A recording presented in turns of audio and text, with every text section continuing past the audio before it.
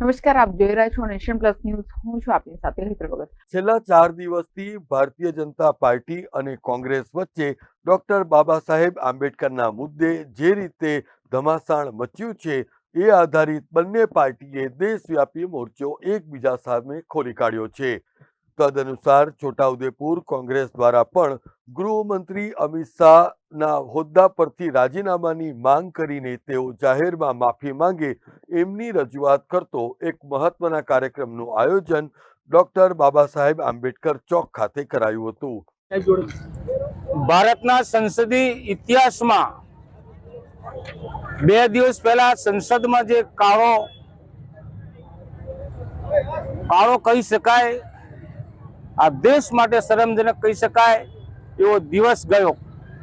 આ દેશના ગૃહમંત્રી અમિત શાહે બાબા સાહેબ આંબેડકર માટે જે શબ્દો ઉચ્ચાર્યા, અને એ શબ્દો માત્ર શબ્દો નહોતા, એમની નાભીમાંથી નીકળેલા કચડાયેલા વર્ગ માટે, એસટી એસસી બક્ષી માટે એમનામાં જે ભાવ હોવો જોઈએ એ ભાવ એ પ્રદર્શિત એમણે કર્યો છે. અને તેનાથી આખા દેશમાં એસટી એસસી બક્ષી અને કચડાયેલો વર્ગ તેનાથી નારાજ છે.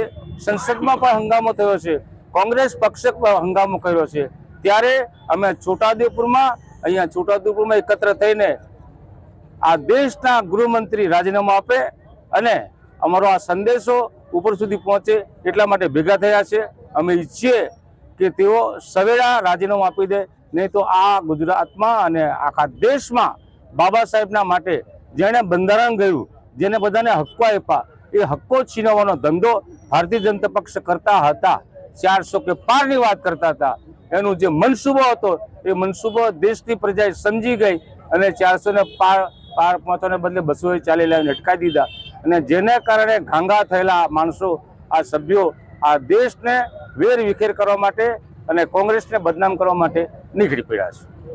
આ કાર્યક્રમમાં છોટાઉદેપુર જિલ્લા કોંગ્રેસ સમિતિના આગેવાનો, એસટી એસસી ઓબીસી સમાજના લોકોએ ઉપસ્થિત રહીને બાબા સાહેબ આંબેડકરની પ્રતિમાને ફૂલહાર કરીને ભારે નારેબાજી કરી હતી.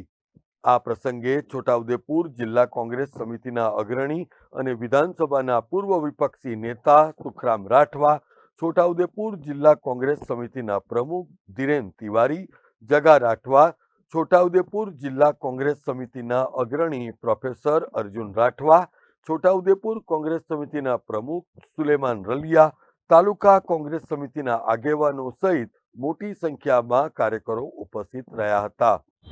ભારતના સંસદમાં ડોક્ટર બાબા સાહેબ આંબેડકરનું જે પ્રકાર અપમાન થયું છે, એમના માટે અપમાનજનક શબ્દો જે બોલ્યા છે, એનાથી આખો દેશ આક્રોશમાં છે.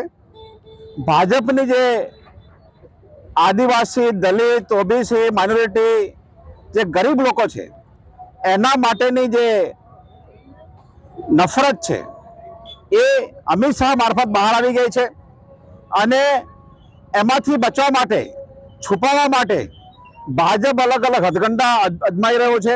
રાહુલજી પર ખોટી ફરિયાદ કરવાનો પ્રયત્ન કરી રહ્યો છે, પરંતુ આખો દેશ જાણે છે અને એનો આક્રોશ આખા દેશમાં છે. અમે છોટાઉદેપુરમાં આજે એ આક્રોશને અહીંયા લોકો વચ્ચે પ્રદર્શિત કરીએ છીએ અને અમને પૂરો ભરોસો છે કે જેટલા પણ લોકો, જે પણ વ્યક્તિને બાબા સાહેબના કારણે અવાજ મળ્યો છે, બાબા સાહેબના કારણે કોઈ ભણી શકે છે, બાબા સાહેબના કારણે કોઈ સરકારી કચેરીમાં જઈને વાત કરી શકે છે, એવા દરેક વ્યક્તિને આક્રોશ છે. અને આવતા દિવસોમાં કોંગ્રેસ પાર્ટી, સામાજિક આંદોલનો જે પ્રકારનો આદેશ આપશે, અમે આ વિરોધને બિલકુલ જ્વલંત બનાવીશું.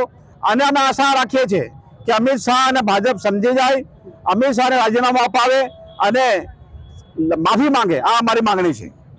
Rehan Patel, nation plus news, Chhota Udepur.